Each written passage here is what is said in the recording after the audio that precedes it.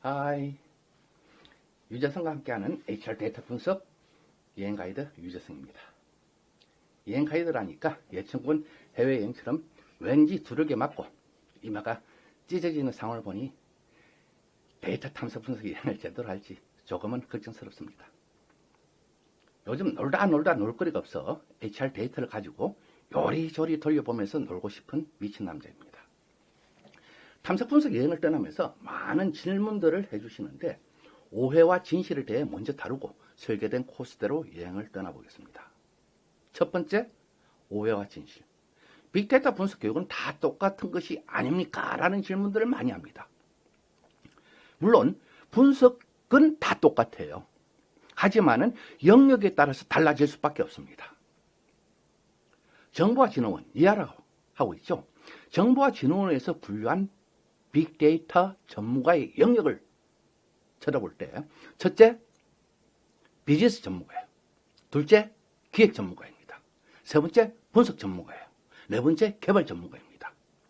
그런데 시중의 교육 과정이라든지 모든 과정을 쳐다봤을 때 구분이 없이 진행되고 있다는 것이죠. 물론 DB진흥원에서 기획 전문가 과정은 운영하고 있습니다. 하지만 사설 교육기관이라든지 그런 부분에서는 전부 다 분석 전문가 교육을 하고 있다는 것이죠. 그다음 두 번째, 교육 대상에 따라서 달라진다는 겁니다.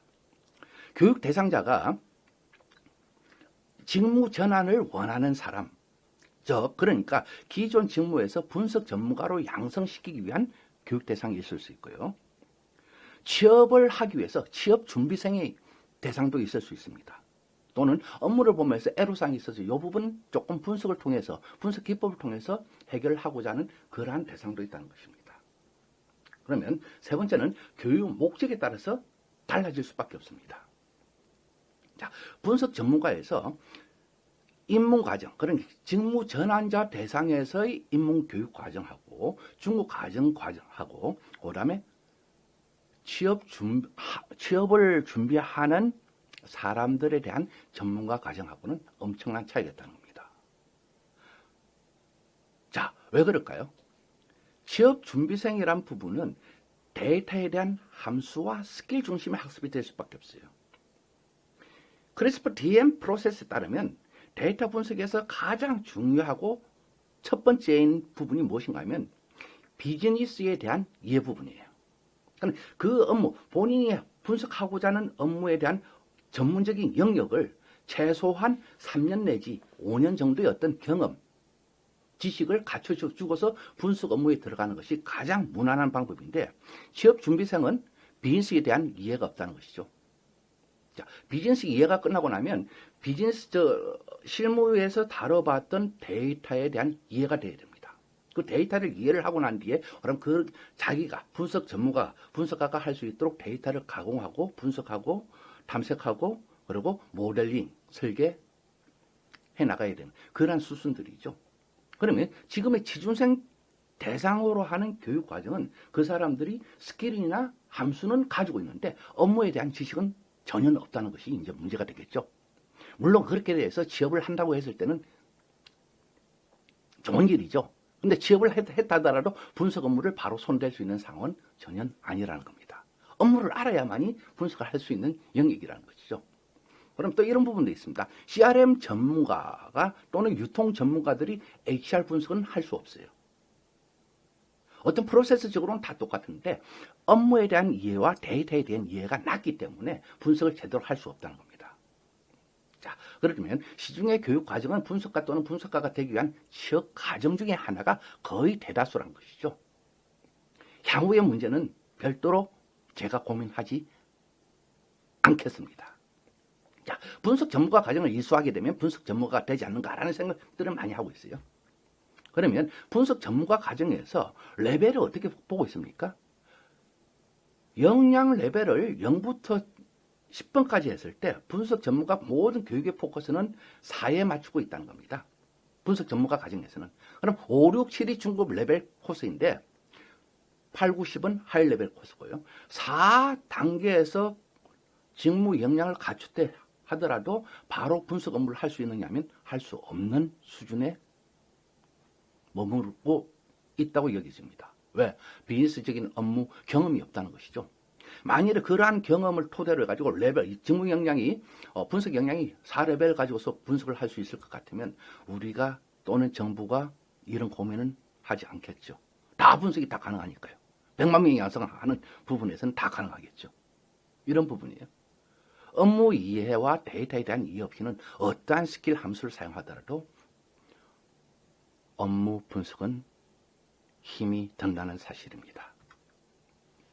자, 그렇다면 비즈니스 실무자를 위한 교육은 왜 없는가?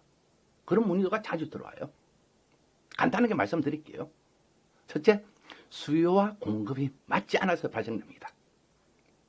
수요는 많다고 다들 생각을 하실 겁니다. 그것은 취업 준비생, 대학생들, 석사과정 마친 사람들, 이런 사람 취업을 하기 위해서 하는 교육이시지 실질적으로 업무, 실무 중심을 맡고 있는 사람들이 교육받는 교육 과정은 없다는 거죠.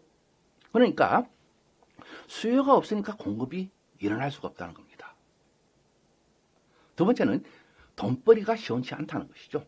수요가 없으니까 강사가 그만한 노력의 대가 준비하는 과정들을 고려를 했을 때는 어떻게 해요? 수입이 마땅치 않다는 것이죠. 가장 큰 문제가 세 번째입니다. 각 비즈니스별로 업무별로 전문가가 없다는 것이죠. 업무별 분석 전문가가. 가장 많이 포진한 부분이 CRM 유통 쪽이에요. 이것은 예전에 과거 몇십 년 전부터 CRM 데이터 웨어하우스를 만들어 왔고 그러한 사람들이 분석 전문 쪽으로 뛰어들면서 어떻게 강사 포진은 상당히 넓다는 것이죠. 나머지 격리, 재무, HR 이런 분야에서 실무 경험이 충분한 사람들이 분석 업무를 수행해 나가는 경우는 거의 없다고 보셔도 될 것입니다. 물론 기업별로 일부 사람들이 기업에 속해되어 있는 사람들 일부는 있습니다. 하지만 그 기업에 대한 어떤 분석 업무를 수행하시지 나머지 일반 대중에 대한 교육은 없다는 것이죠. 그래서 그 다음에 또 어떤 문제가 있는가 하면 접근은 실무자 중심의 교육에서는 접근하는 방식이 다르다는 겁니다. 통계 중심의 교육을 할 것인가 아니면 문제 해결 중심으로 교육할 것인가 이 부분이에요. 현업의 실무자들은 문제 해결 중심의 교육이 익숙하다는 겁니다. 그럼 자, 찾아볼게요. 이직을 한다 안 한다, 채용을 한다 안 한다, 승진을 한다 안 한다, 전부 다 의사결정을 단순화해 나가는 분류 시스템이에요. 자, 거기에다가 우리가 선형회계 들어갈 수 있습니까? 할 필요 없다는 것이죠. 로지스틱 회계, 그러면 소프트 벡터 머신, 그죠? 이런 부분들에 대한 알고리즘에 대한 교육이 돼야 된다는 것이죠. 통계가 중요한 부분은 실무자 교육에서는 그렇게 중요하지는 않다는 겁니다. 자, 그다음에 세 번째, 비즈니스 실무자를 위한 교육은 무엇이 다른가? 라는 질문이에요. 첫째, 말씀드렸던 대로 교육 대상이 다르다는 겁니다. 직무 전환자 대상인가, 취업 준비생 대상의 교육인가, 업무 전문가를 위한 교육인가, 그에 따라 달라진다는 것이죠. 그에 따라서 교육 내용의 깊이와 폭이 다르다 보니까 어떻게 나옵니까? 교육 시간이 차이가 나올 수밖에 없습니다. 그에 따라서 커리큘럼이 달라질 수밖에 없다는 것이죠. 비즈니스 실무 전문가를 대상으로 한 데이터 분석 교육 과정은 최대로 길어봤자 5일 미만입니다. 왜? 업무에 적응하고 적용시키고 과제를 해결해 나가는 과정들이 필요하죠. 기초적인 교육은 4, 5일 만에 교육은 다 마무리될 수는 있습니다. 단지 이제 1주, 2주 동안 멘토링 쪽으로 기업이 안고 있는 교육, 기업의 데이터를 중심으로서 어떻게 풀어나갈 것이냐는 멘토링 과정 쪽으로 운영되어 나가기도 합니다. 두 번째는 실무자들은 취업 준비생과 확연히 다르다는 인식을 갖고 있습니다. 왜? 실무자들은 느긋하고 본인들이 다루어왔던 상황과 비슷하게 흘러가는 것을 선호한다는 것이죠. 즉 변화는 싫고 노가다는 싫고 핸들링 하는 것도 싫고 아웃풋은 큰 한 방을 원한다는 심리가 깔려 있다는 것이죠. 둘째는 본인의 직무에 관해서는 꼼꼼하게 따져본다는 타입이 있습니다. 본인들이 느꼈던 상황을 교육 과정에 녹여내야 된다는 점이 중요합니다. 그렇지 않고서는 어떻게 합니까? 마음이 돌아서서 고도의 업무 전문가가 마음이 돌아서서 교육이 흐지부지 된다는 것이죠. 그렇다면 고도의 업무 전문가가 분석 능력을 갖춘 사람이 교육을 리드를 해 나가야 된다는 것이죠. 또 실무 전문가 대상의 교육을 하기 위해서는 전체적인 그림을 그려줘야 된다는 것입니다. 그려줘야 될 필요성이 있습니다. 이런 과정에서 여기까지 나오고 저런 부분에서는 저런 결과가 나온다는 것을 직접 보여주고 이해하도록 해야 하니까요. 실무자들은 성질이 급해 바로 결과를 요구하는 경우가 크답니다. 그러한 부분을 역이용해서 소중의 결과를 깨우치게 해야 하는 부분이 상당히 중요합니다. 그리고 무엇보다 중요한 것은 실무자들의 want와 needs를 이해하고 그것에 맞는 교육 내용이 전개되어야 된다는 것이죠.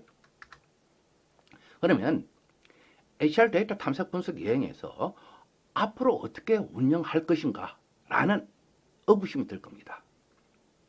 자, 비즈니스 실무자를 위해 가능한 한 많은 패키지와 함수를 사용하지 않고 내장 함수를 사용하여 해결하는 방법을 택하게 될 겁니다. 내장 함수에서 subset이라는 함수가 있어요. 디플라이에서는 필터 함수, 셀렉트 함수 유사하죠? subset 함수하고. 디플라이 쪽의 패키지는 사용하지 않을 겁니다. 어느 정도 레벨이 베이직을 이해를 하고 기초적인 사항을 알고 나면 편리성 때문에 디플라이 패키지로 갈 수는 있어요. 처음부터 들어가다 보면 함수가 많고 패키지가 많을 때는 실무자들은 실망하고 어렵다고 진작 포기를 해버린다는 것이죠. 그래서 가능한 한 많은 패키지를 사용하지 않고 내장 함수 중심으로서 교육을 운영시켜 나갈 겁니다. 그 다음에 처음 스타트, 초기에는 시간을 짧게 단락적으로 시작을 하게 될 거예요. 그래서 내용의 폭과 깊이를 고려하면서 강의 시간을 이제 중반, 후반부에는 강의 시간을 늘려나가는 방식으로 운영하게 됩니다. 그래서 이 강의에 탐색 여행에 들어오신 분들이 일찌감치 포기하지 않도록 쉽게 접근하고 전체적인 윤곽을 그려나가고 부분적으로 채워나가는 그런 방식을 택하게 될 겁니다.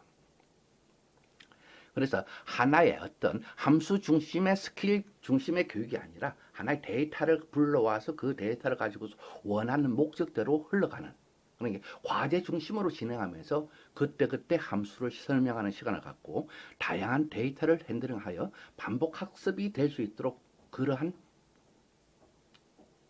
방법으로 운영할 생각입니다. 그래서 기획부터 분석 알고리즘, 결과 및 사례 중심의 프로세스 모든 부분을 전체적인 그림을 그려줘야 되는데 그러한 부분에서는 빅데이터 활용 사정 419라는 도서의 일부를 인용해서 좀 설명해야 될 필요성도 있고요. 그 다음에 전체적인 윤곽을 그려내는 기획 작업도 별도 설명드리도록 할 계획입니다.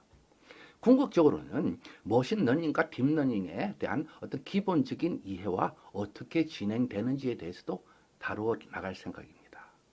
경우에 따라서는 기획 및 HR, 어널리틱스, 트렌드에 대해 핵심 포인트 특강 형식을 빌려 운영도 할 생각입니다.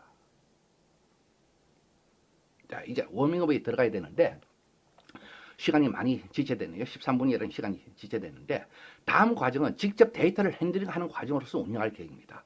데이터를 불러오고 데이터 정리 원칙에 따른 데이터 정리부터 학습해 나갈 생각입니다. 데이터를 요약하고 수정하고 컬럼명을 변환하고 또다시 팩트의 순위를 조정하고 이러한 방식을 택하고요. 그럼 데이터의 어떤 정제 방법입니다.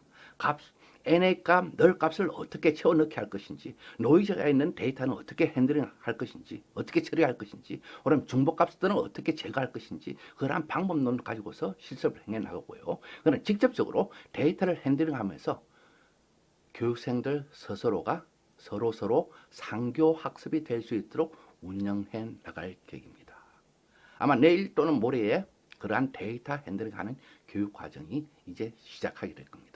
여러분들도 마음의 준비를 하루 이틀 정도 마음의 준비를 하시고 그렇게 어려운 분석 교육은 아니다. 쉽게 누구든지 따라갈 수 있다.